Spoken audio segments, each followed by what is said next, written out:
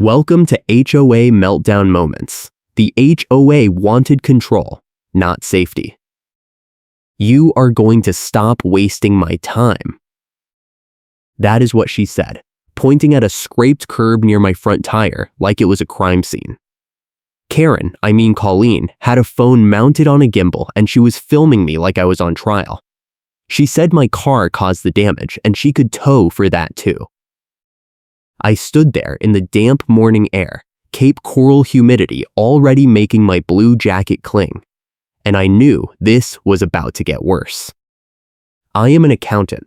I keep a clean ledger and receipts for everything. That habit saved me here.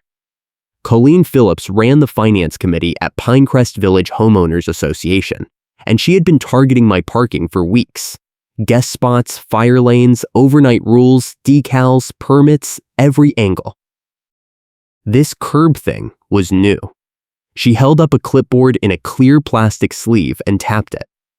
No readable text, just the threat of paperwork. I live here because I needed stability.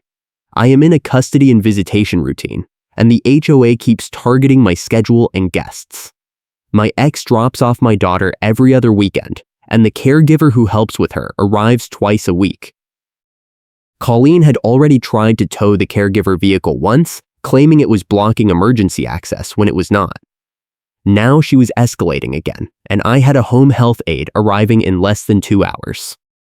She kicked a traffic cone aside and stepped closer. "I do not care what you think, I care what the rule says." That was her line. She said it with a smile that did not reach her eyes. Her red pixie cut caught the early light, and her black bucket hat sat crooked on her head. She wore a blue light jacket over something that looked like she had been out all night doing parking patrol. She probably had been. I kept my voice calm. That curb was scraped before I parked here. You can see it in the community portal photos from last month. I have the screenshots. She laughed. "Your camera does not matter. My minutes are the truth." That was the second time she said something like that, and I filed it away. I let her say my name loud, because later I wanted it on the recording. She did not know I had my phone recording audio in my jacket pocket. I also did not know yet that a dog walker was filming from a safe distance near the mailboxes. Colleen pulled out her phone and started typing. She said she was calling the tow vendor. I asked her to show me the rule. She refused. She said it was in the fire lane section and I was in violation. I looked down. The curb was not painted red. There were no markings. The striping was faded white guest parking lines. I told her that. She snapped that the paint did not matter, the intent mattered, and she was the one who decided intent. That is when I saw the portable folding sign stand leaning against the corner post near my space. It had been there for 3 days. No readable text, just a generic warning shape. She had been setting it up at night and moving it during the day. I realized she was building a paper trail to make it look like I was ignoring posted rules. I took a photo of the stand and the curb and the faded striping. She told me to put my phone away or she would call the police for harassment. I did not put it away. I took another photo of her with the clipboard and the cone. She stepped in front of my lens and raised her voice. She said the tow truck was on the way, and if I did not move the car immediately, I would pay the impound fee plus the violation fine plus the curb repair assessment. I asked her how much. She said it depended on the damage report, but it could be over $1,000. I felt my chest tighten. I could not afford that, and I could not have my car towed the morning my daughter was supposed to arrive. I moved the car. I pulled it into the next row, a clearly marked guest spot. Colleen followed me. She said that spot was reserved for guests only, and I was a resident, so I was in violation again. I reminded her that I was allowed to park there temporarily while resolving a dispute. She said there was no dispute, there was a rule and I was breaking it. She pulled out her phone again and took a photo of my plate. Then she walked to the sign stand, picked it up, and carried it over to the new spot. She set it down right behind my car. I called the HOA management office. No answer. It was 7 in the morning on a Saturday. I left a voicemail. I explained the situation and said I needed clarification on the fire lane policy and the curb damage accusation. Colleen stood 10 feet away, filming me with her gimbal rig. She was talking into the camera like she was doing a news report. I could not hear what she was saying, but I could see her gesturing at me and shaking her head. A neighbor walked by with a dog. I recognized him. He lived 2 buildings over, and we had talked a few times at the mailbox. He slowed down and watched. Colleen turned her camera toward him. He kept walking, but he pulled out his phone and held it up. I realized he was filming too. That was my first break. I did not know it yet, but he would become my ally. I went inside and checked the HOA portal. I pulled up the parking rules. The fire lane section listed specific curb colors and posted signage requirements. Nothing about scraped curbs. Nothing about damage liability unless there was a police report or a witnessed incident. I took screenshots. I also pulled up the community portal photo archive. There were 3 photos from the previous month showing the same curb, same scrape, same faded striping. I saved them all. Then I checked my email. There was a new message from the HOA. It had arrived at 6:45 that morning, 15 minutes before Colleen showed up. The subject line said, "Parking Compliance Inspection Notice." The body said a vendor would be conducting a surprise parking inspection, and any vehicle in violation would be subject to immediate towing and fees. No signature, no vendor name, just a timestamp and a disclaimer that said failure to comply would result in escalation to the board. That was seed_canon escalation step 1. A surprise parking inspection where Colleen showed up with a clipboard like it was a crime scene. I printed the email. I also printed the rule screenshots and the portal photos. I put them in a folder. I did not know what I was building yet, but I knew I needed proof. My phone buzzed. Text from my ex. She was running late and would drop off our daughter around noon instead of 10. I felt a little relief. That gave me time. I texted back and said no problem. Then I checked the caregiver schedule. She was still set to arrive at 9. I needed to make sure Colleen did not block her. I went back outside. Colleen was gone. The sign stand was still there. I moved it to the side and took another photo. Then I saw the tire clamp. It was on my front wheel, bright yellow, heavy duty, locked tight. I stared at it. There was a sticker on the clamp. No readable text, just a warning symbol and a phone number. I called the number. Voicemail. I left a message. I said I needed the clamp removed immediately, I was not in violation, and I would be disputing any fees.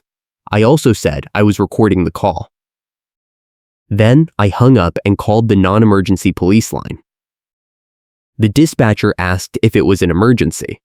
I said no, but I needed an officer to document an HOA dispute involving a vehicle immobilizer and possible wrongful towing threats.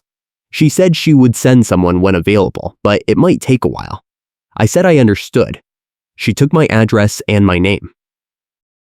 I spelled it slowly. Then I asked if there was a city parking ordinance office I could contact. She gave me a number. I wrote it down. I called the city parking office. A man answered. I explained the situation. He asked if the HOA had posted fire lane markings that met city code.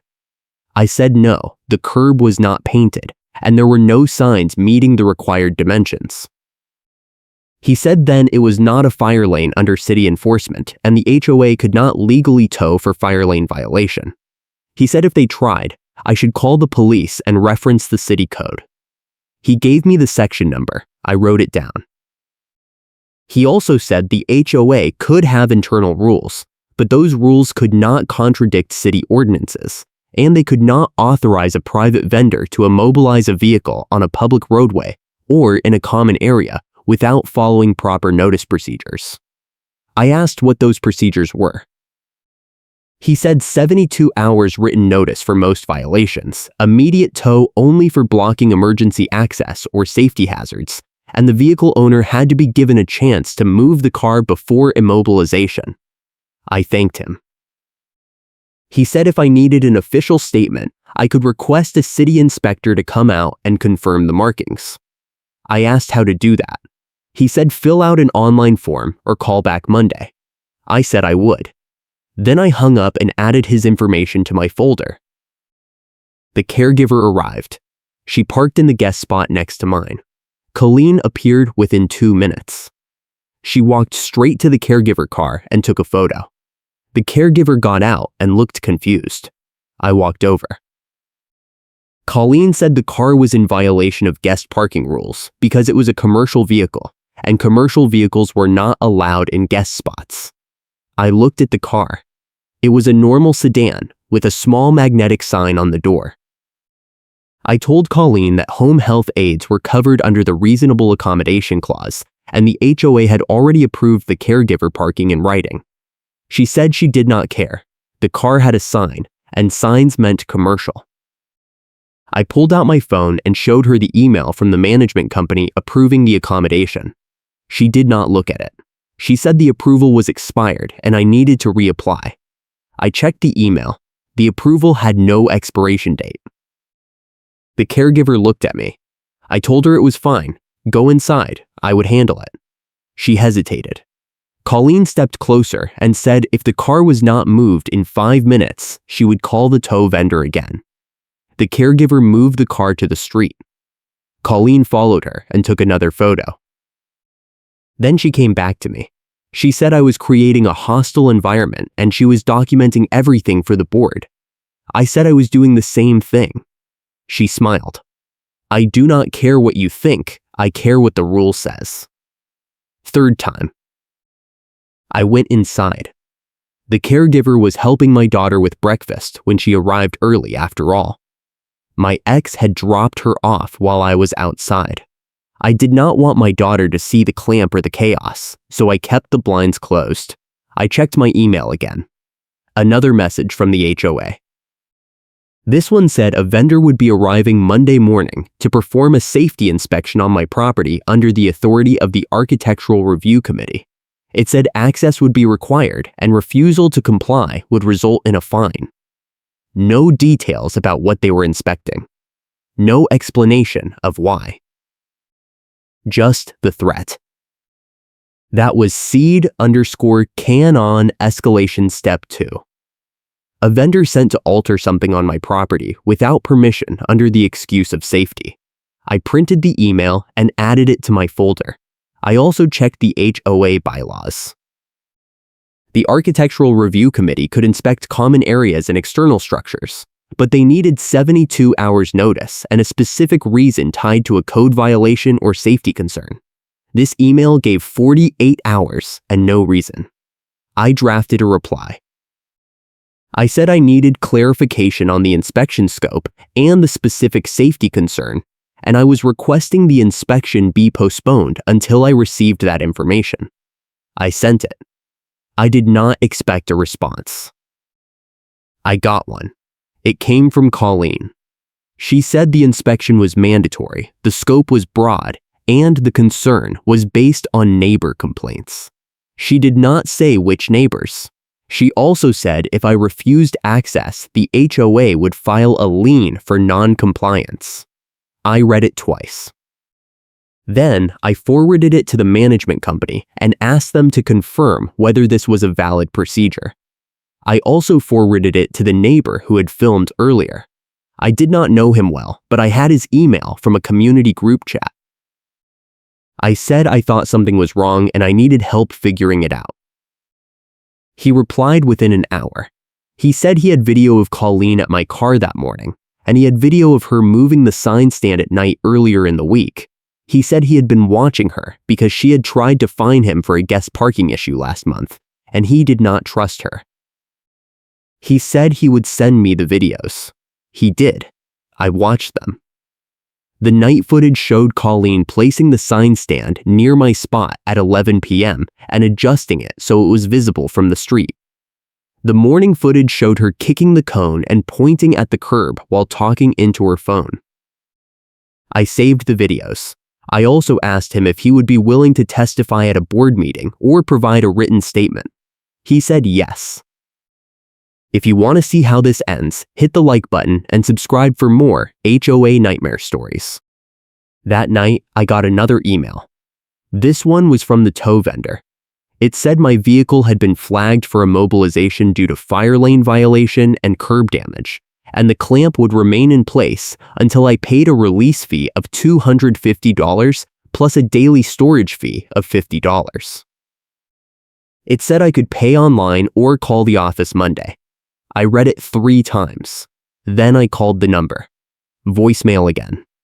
I left a message.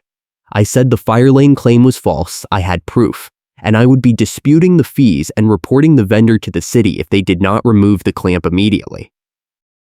I also said I had video evidence of the HOA representative tampering with parking signage and making false statements.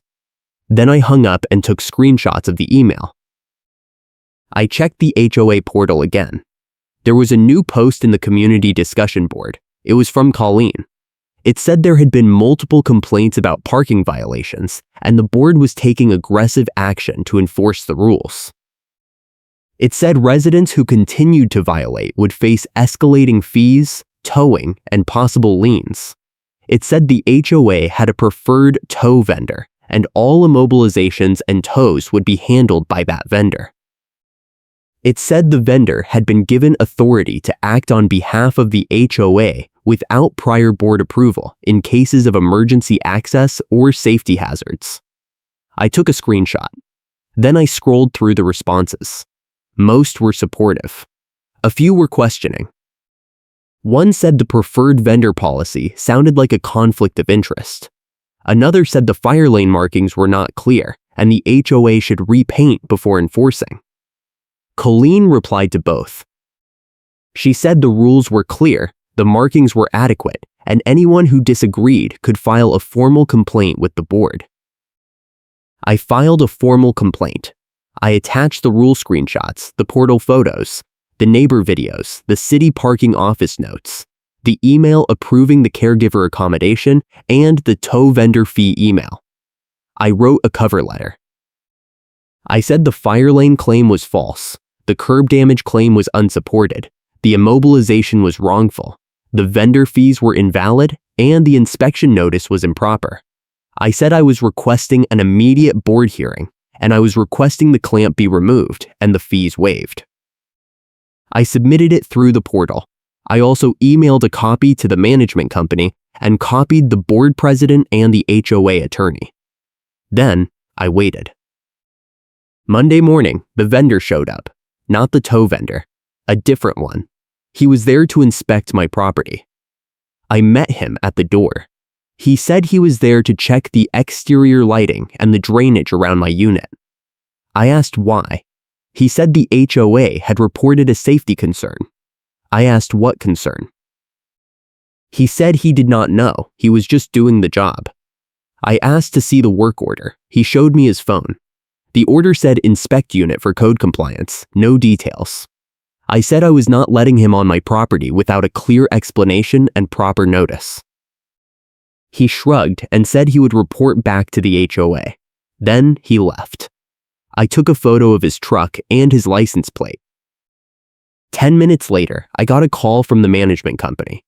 They said I had refused access to a vendor, and that was a violation of the HOA bylaws. I said the vendor had no clear work order, and I had not been given proper notice. They said the email was notice. I said the email did not meet the 72-hour requirement and did not specify the concern. They said they would escalate to the board. I said fine, I already filed a complaint and I was requesting a hearing. They said the next board meeting was in 2 weeks. I said that was too long, I needed an emergency session. They said they would ask the board. The board said no. They said emergency sessions were only for urgent matters, and this was not urgent. I said my car was clamped, and I was being threatened with towing and liens, and that was urgent. They said the clamp was a vendor decision and I needed to resolve it with the vendor. I said the vendor was acting on behalf of the HOA and the HOA was responsible. They said they would review my complaint at the next meeting. I asked if I could attend. They said residents could observe but not participate unless they were on the agenda. I asked to be added to the agenda. They said the agenda was already set. I said I wanted to submit a formal appeal. They said I could submit written materials, but I could not speak unless the board invited me. I said that was not fair. They said it was policy. I spent the next 3 days building my case. I requested records from the HOA. I asked for the vendor contract, the parking enforcement policy, the fire lane designation documentation, and the board meeting minutes for the past 6 months. They said records requests took 10 business days, and there was a fee. I paid the fee. I also requested the financial reports for the past year. They said financial reports were only available to members in good standing, and I was in violation, so I was not in good standing. I said the violation was disputed, and I was still a member. They said they would check with the board. The board said I could have the meeting minutes, but not the vendor contract or the financial reports. They said the contract was proprietary, and the financial reports were under review.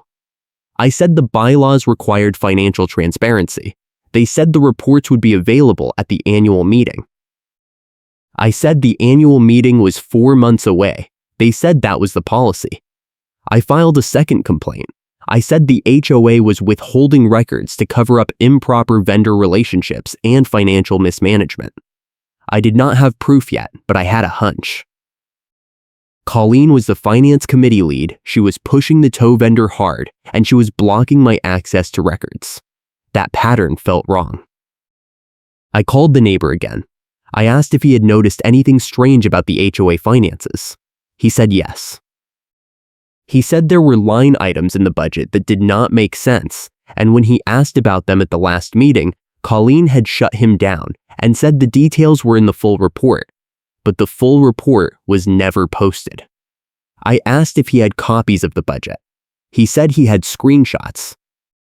He sent them to me. I looked at them. There were 3 line items labeled vendor services with no vendor names and no descriptions. The amounts were high. One was $12,000. Another was $8,000. The third was $15,000. I added them to my folder. I also checked the community portal again. There were new photos. Someone had been posting pictures of cars at night with timestamps and violation descriptions. Most were tagged as guest parking violations or overnight parking violations. A few were tagged as fire lane violations. None of the cars were actually in fire lanes. I recognized 2 of the cars. They belonged to neighbors who had questioned Colleen at meetings. I took screenshots. I also noticed that all the photos were taken with the same camera angle and the same lighting setup. I compared them to the gimbal footage from my encounter. Same angle, same lighting. Colleen was doing the patrols herself. I reached out to 2 other neighbors whose cars were in the photos. I sent them private messages through the portal. I said I thought the parking enforcement was being weaponized and I was gathering evidence. One replied. She said she had been fined twice for overnight guest parking even though her guests left before midnight. She said she had proof from her doorbell camera, but the HOA refused to look at it. She said she paid the fines because she did not want to fight. I asked if she would share the doorbell footage. She said yes, she sent it. The footage showed her guest leaving at 11:30.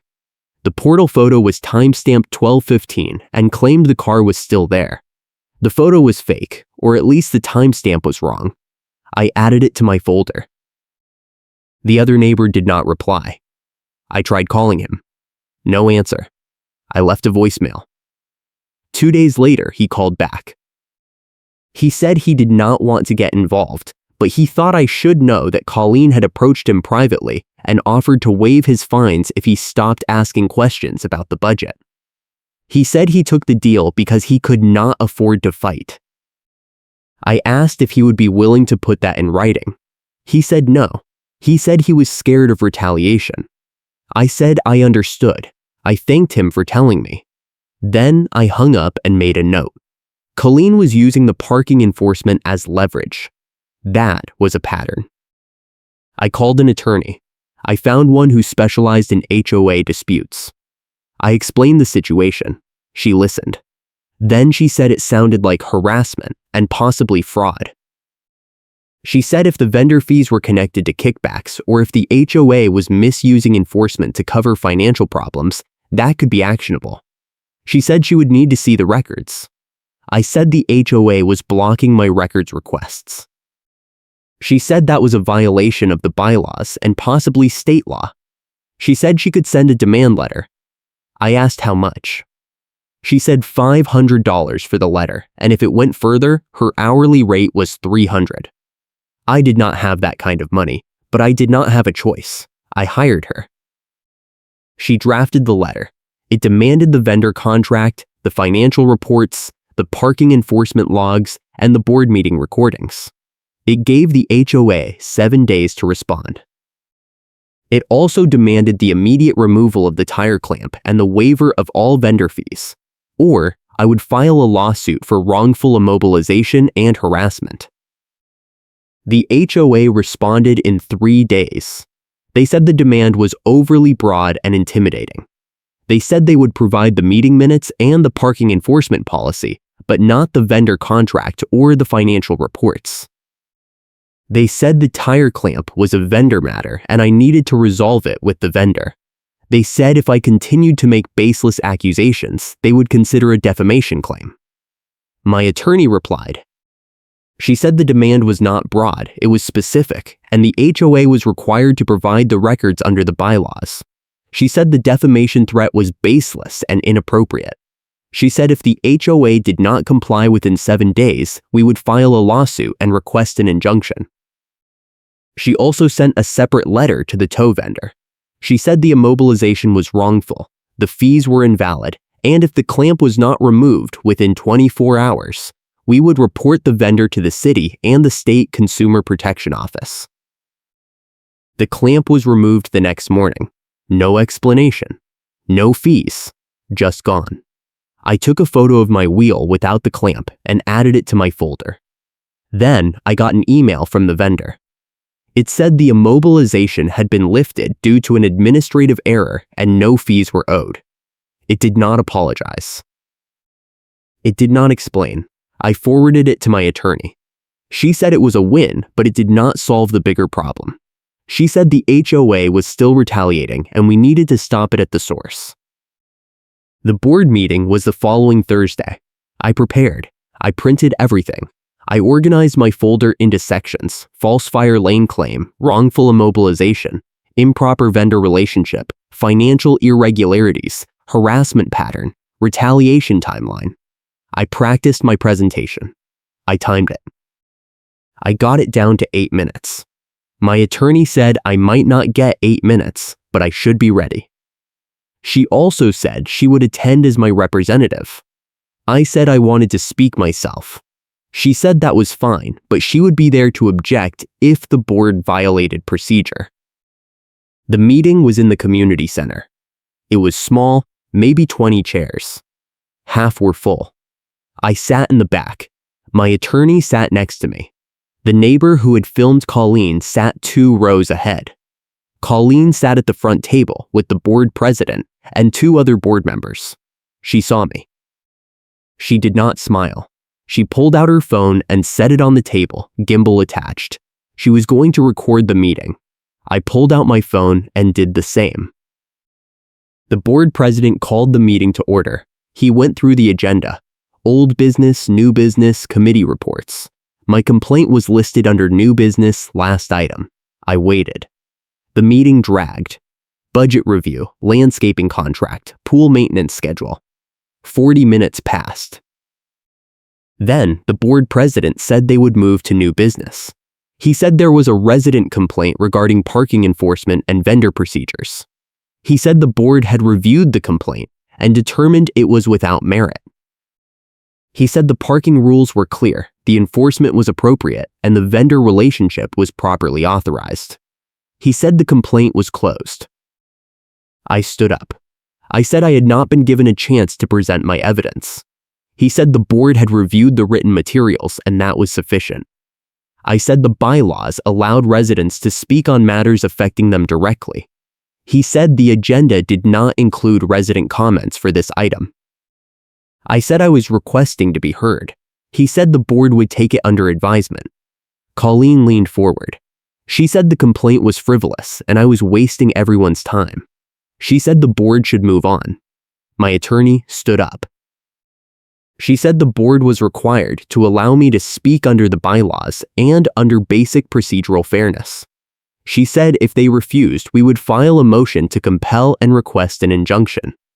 The board president hesitated. Then he said I could have 3 minutes. I walked to the front. I opened my folder. I started with the fire lane claim.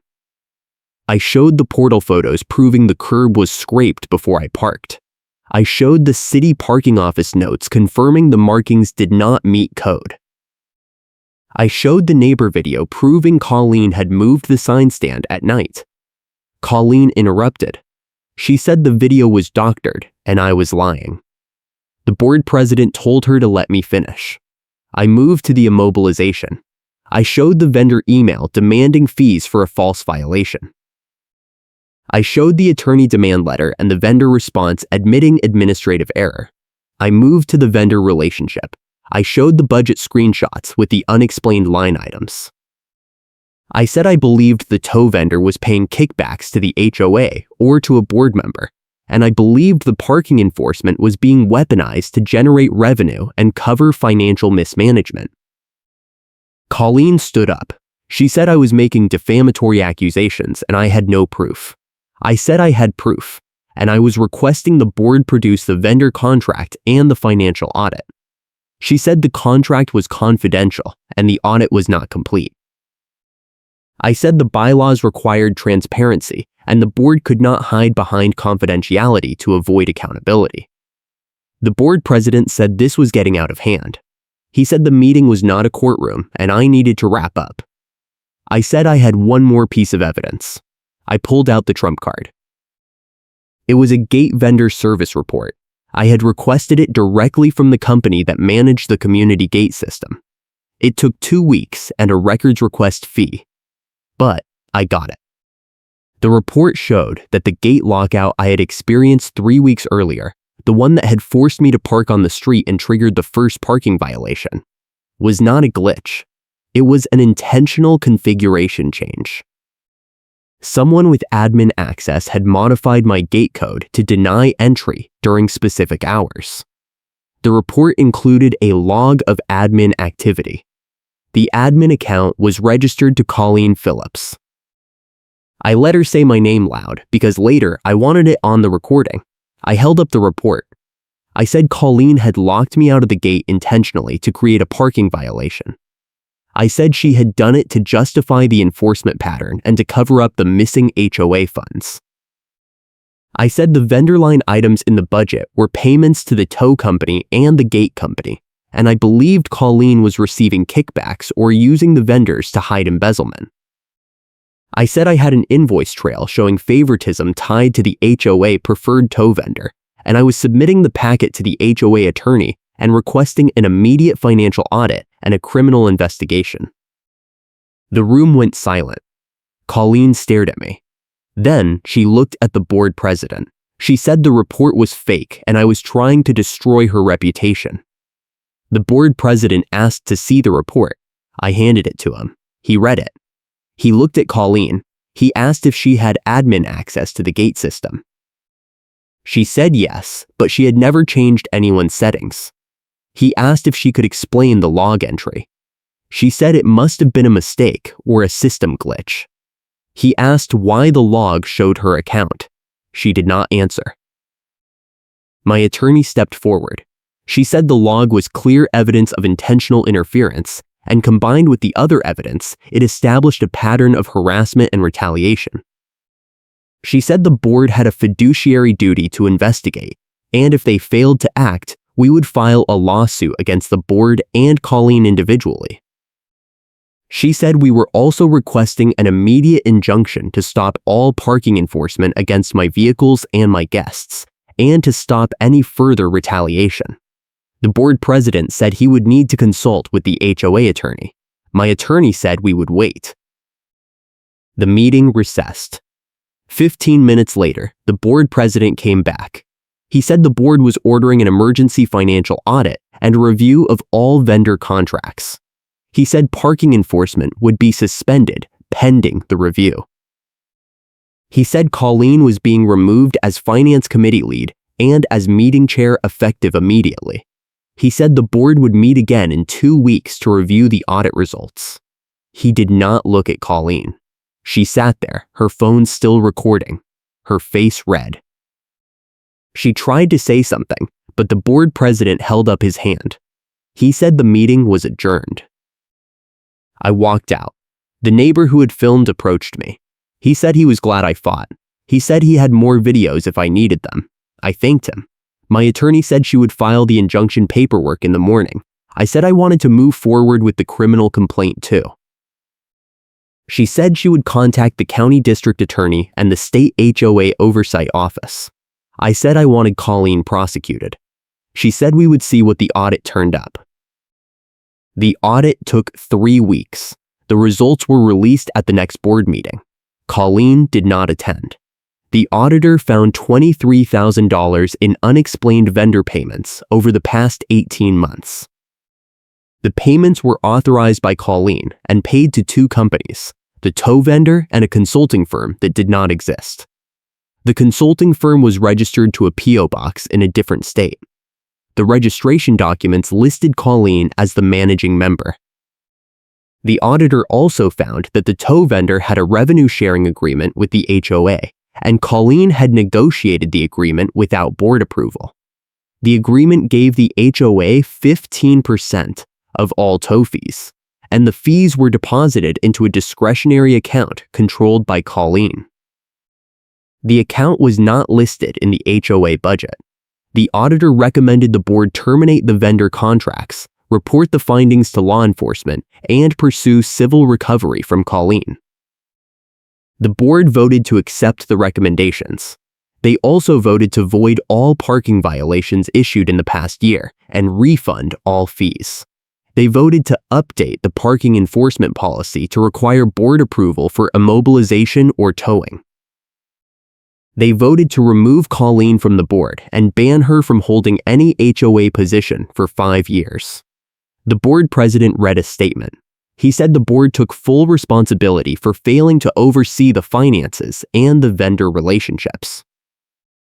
He said the HOA would implement new transparency measures and would hold quarterly financial reviews open to all members. He said the board was committed to restoring trust. I filed the criminal complaint the next day. The district attorney opened an investigation. 6 weeks later, Colleen was charged with embezzlement, fraud, and abuse of authority. The case went to trial. She was convicted on 2 counts. She was sentenced to 18 months in prison, suspended to probation, and ordered to pay full restitution plus a $10,000 fine. She was also banned from serving on any HOA board in the state. I filed the civil lawsuit. My attorney requested an injunction. The judge granted it. The injunction stopped all retaliation, all towing, and all vehicle immobilization targeting me or my guests. The injunction also ordered the HOA to void the lien threats and to pay my attorney fees. The HOA settled. They paid $12,000 in damages and fees. They also issued a written apology and posted it in the community portal. The apology said the HOA had failed to protect residents from abuse and retaliation, and they were committed to doing better. Colleen tried to appeal. The appeal was denied. She tried to sue me for defamation. The case was dismissed. The judge said truth was an absolute defense, and I had acted in good faith to expose wrongdoing. Colleen moved out of the community. I heard she moved to a different state. I did not follow up. The HOA hired a new management company. The new company updated the parking rules. They added clear fire lane markings that met city code. They installed proper signage. They required 72 hours notice for any towing and board approval for immobilization. They ended the preferred vendor agreement. They opened the financial records to all members. The community portal became a place for actual discussion instead of surveillance. I kept the folder. I kept the videos. I kept the gate report. I kept the attorney demand letters. I framed the injunction order and hung it in my office. It reminds me that fighting back is possible, even when the system feels rigged. It reminds me that Karen insists it is a fire lane issue, and the actual curb markings and ordinance prove she is wrong. It reminds me that the HOA retracted the parking violation in writing. It reminds me that Karen was removed as meeting chair and lost the microphone control. It reminds me that a city inspector confirming what the HOA cannot enforce was the beginning of the payoff. My daughter asks about it sometimes. She was young when it happened, but she remembers the tire clamp and the tow truck staging at the curb by the community entrance sign. She remembers the portable folding sign stand and the mornings when I was tense and distracted. I tell her the truth. I tell her that sometimes people abuse power, and sometimes you have to stand up to them, and sometimes it works. She nods. She says she is proud of me. That makes it worth it. The tow yard scene happened before the gate report reveal. Colleen had called the vendor after the board refused my emergency session. She told them my car was blocking emergency access when it was not. The vendor sent a truck. I was in the parking lot when it arrived. The driver got out and looked at the curb. He looked at the striping. He looked at my car. He said it did not look like a fire lane. Colleen arrived. She had her phone on the gimbal. She told the driver to hook it up anyway. The driver hesitated. He asked to see the authorization.